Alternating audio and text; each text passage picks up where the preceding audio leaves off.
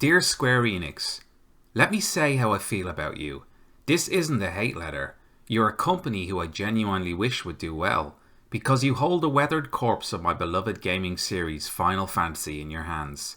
Despite all your mistakes, I'm still a sucker for the Square Enix brand, because it's the tenuous link to my memories, the gateway to nostalgia. I see the logo flash up somewhere and I pay attention. Out of sheer love for Final Fantasy, for the Lost Power, I still dare to dream. I've been to your little Square Enix cafe in Shinjuku. I've looked up in wonder at your headquarter tower, bowing at the feet of a false deity, paying honour and homage to something that never even existed at that location at one point. But it's out of sheer respect to you now housing that weathered corpse Final Fantasy that once gave me so many happy moments and memories. Out of a duty to those memories, I've bought merchandise, I've played and enjoyed the MMO, I go to the Distant Worlds concert almost every year. This is a series that has been really good to me. Since I got into Final Fantasy as a teenager, I gained a greater appreciation for storytelling. I've met some great people through mutual love for the games. My life has been altered and shaped by the existence of these games. I'm sure many others feel the same way. If you haven't been able to tell yet, I still am a Final Fantasy fan. And I think that bothers and will bother some people, because it's then harder to totally disqualify my points. When I speak what some would call hate, it's really out of love for what Final Fantasy was. I have a real problem with where you have been taking this franchise. But I shouldn't talk about this stuff. Say anything negative about modern Final Fantasy, you're a hater. Yeah, I hate bad storytelling. Did you know that fans who decided to step off the FF7 remake hype train are traitors to your brands, both Square and Final Fantasy? Do you know you have a divided fanbase? I have many videos on my channel explaining why I think that is, but I know you're busy people, so the bottom line is, it's not working, for me and many others. There are a lot of your fans who just enjoy being around your characters, and they're happy for the plot to go wherever you take it, without question. But you'd bring a whole lot of other fans on board too, if you'd just tell a strong narrative. Sure, Remake's convolution has spawned countless theory videos, predictions, critiques, including yours truly, which wouldn't exist without the wild avenues you travel down. But the truth is, it's all noise we could have done without. It's put some streamers and theory crafters in business and keeps the FF7 conversation going. And it's nice that people have something they feel so passionate about, but in my reality I could have done without this. If you'd nailed Remake, I'd be long retired by now and enjoying replaying the game with my feet up. It's regretful that we're at this point and that we have a hugely divided fanbase. But, Square Enix, you wanted to keep the conversation going in a wild way, and for you I'm sure it was a risk worth taking. But it's not just your handling of Remake which has left some fans upset. It's the endless flood of mobile games and spin-offs to contend with, while you ignore the diminishing quality of your main entry Final Fantasy titles. People have asked me what I think about games like Ever Crisis. The truth is I can't even motivate myself to dedicate a video to it right now. It's nothing to me. It's a mobile game doing a best of scenes highlight reel. Here's your Chocobo farm, here's your Airbuster fight, now go play in the corner as we try to weave a coherent plot out of the entire compilation. Your new take on FF7 is relegated to 10 chapters. I've seen the rapid fire streamlined approach you're going for. There's nothing about this that makes the original redundant. The equivalent of playing Lego Star Wars, condensing the story to a handful of memorable scenes or set pieces, jumping from one scene to the next, getting in and out as quickly as possible. But Ever Crisis can't capture all the little moments in between. They were just as important. They're all a part of what made FF7, a part of what captured our imaginations, a part of what strengthened the story. Lingering in the forgotten city after a great loss, as you collect your thoughts, almost unable to continue. Wandering aimlessly through the Great Glacier, feeling like you could get lost in there forever, and the world outside move forward without you.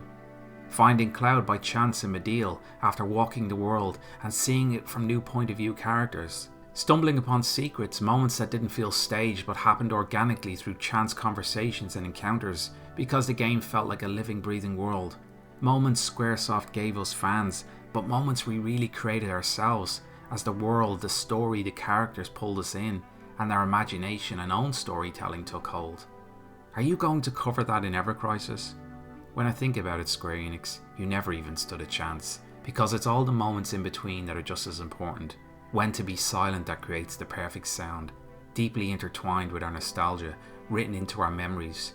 You can't recreate that by rocketing through the story, by chucking a highlight reel our way and selling it as another remake of the original game. With Remake, the job was to give us something better, or at least the same but with new graphics.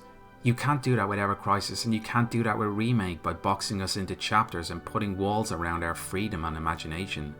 Imagine drawing the most obvious lines you could around a game famous for its scope, forcing the player into the stage's spotlight, when maybe it's what's happening off stage, behind the curtain, that really grabbed us. Our own unique and treasured experiences. You needed to give us the room to find that again, in new and meaningful ways. The closest you got to achieving that for me in Remake was the Cloud and Aerith moonlit walk through the slums. A combination of the music, the nighttime setting, the early friendship relationship blossoming between two characters, the unknown road ahead, the feeling that you could keep going into the night or perhaps anywhere else in this world. For a moment you had me fooled. That was a deep, ethereal feeling not recreated again. A moment in time, a brand new moment at that. You touched on something there, proved it could be done. Or maybe I'm wrong. Maybe it's impossible to recreate that feeling. Maybe it's too late and I'm too old and nothing can ever bring that back. So at the very least, was it too much to ask to get a decent story? You've taken Remake its own weird direction, locked into frenzied sequels to rope in compilation characters and a compilation stamp of confusion. You might as well have called it Final Fantasy VII All-Stars. The fan theories out there are more confusing than anything you, Square Enix, will come up with, to your credit.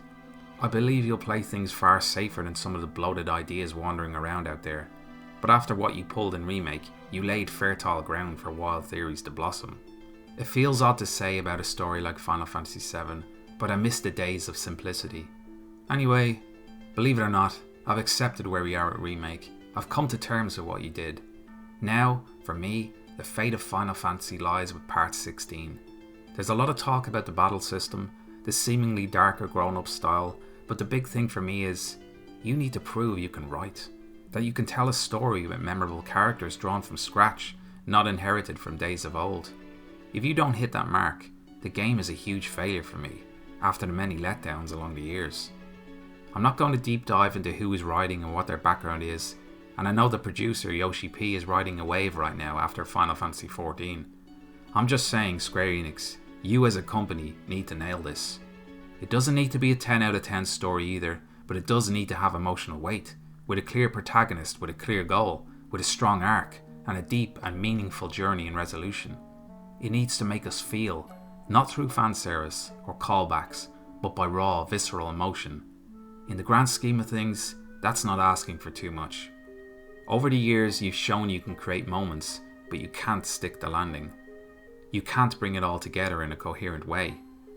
Am I sitting here hoping 16 fails? Not even remotely. Nothing would give me more pleasure than seeing you get this franchise back on track. I'm actively praying for its storytelling success. Although, granted, you are a video games company, so 16 needs to do the job as an RPG, with all the trimmings of course, but I'll be paying very close attention to the story. Leaving aside the MMO, while I think 12 is the strongest entry of the Enix era, elements of that story and major parts of 13 and 15 have all suffered in varying ways, for varying reasons which should have been deathly obvious to your writing staff. Each of those games have huge numbers of detractors. It's safe to say your reputation is in dire need of restoration. There used to be a time when fans would say, will they ever go back to turn-based? Will they ever bring back the world map? Well, now it's, when are they going to tell a good story again? Don't you know the magic is dying? The last of its ether evaporating from that weathered corpse you have locked in Square Enix HQ. It's time to free it. It's time to save Final Fantasy, to reignite a love for story and character, which the brand was once known for. Truly, this has to be make or break for you. Square Enix, sincerely, I'm rooting for you in 2023. Yours faithfully, a Final Fantasy fan. P.S. Square Enix, I've included links to all my relevant videos so that you can explore them at your own pace. I've heard that you like to look to YouTube for inspiration and motivation, so I hope that's not just restricted to positive reinforcement, but also for constructive criticism too. I wish you well in all your endeavours.